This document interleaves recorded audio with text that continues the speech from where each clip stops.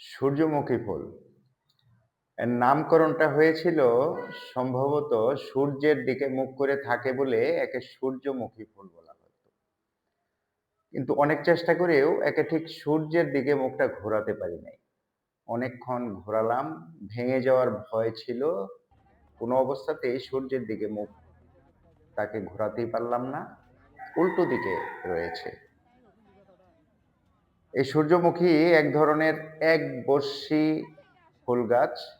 দেখতে কিছুটা সূর্যের মতো এবং সূর্যের দিকে মুখ করে থাকে বলেই নাকি এর নামকরণ করা হয়েছিল সূর্যমুখী ফুল।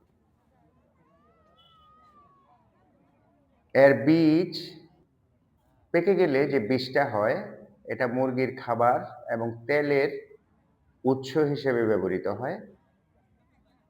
সূর্যমুখীর তেল ঘিয়ের বিকল্প হিসেবেও ব্যবহৃত হয় এবং সবচেয়ে মজার ব্যাপার হচ্ছে এই সূর্যমুখী ফুলের যে তেলটা হয় এটাতে কোলেস্টেরলের মাত্রা খুবই কম থাকে এবং এতে ভিটামিন এ এবং ডি এর পরিমাণ খুব বেশি থাকে বলে আমাদের প্রচলিত সয়াবিন, পাম অয়েলের বিকল্প তেল হিসেবে, ঘিয়ের বিকল্প হিসেবে এটার প্রচলন দিন দিন বেড়েই চলেছে।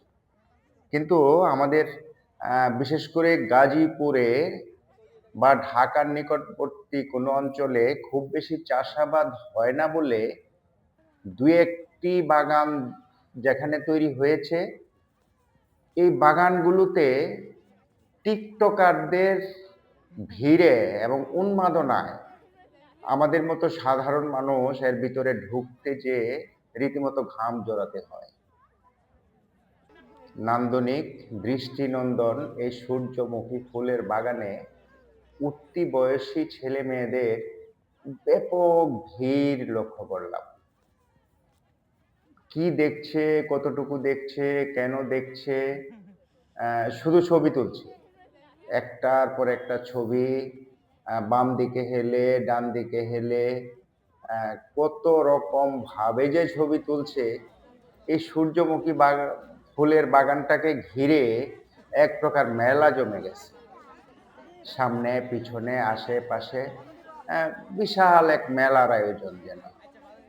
শুধু তাই নয়, এখানে টিকিটের ব্যবস্থা করে ফেলেছে অলরেডি জমির মালিক। টিকিট কেটে সূর্যমুখী বাগান দেখতে যাওয়ার এই যে হিড়িক পড়ে গেছে, এটা দেখে বেশ কৌতূহলী হয়ে উঠলাম। আমি নিজেও ঢুকে গেলাম, ছবি তুললাম এবং আমার কাছে এক প্রকার ভালোই লেগেছে।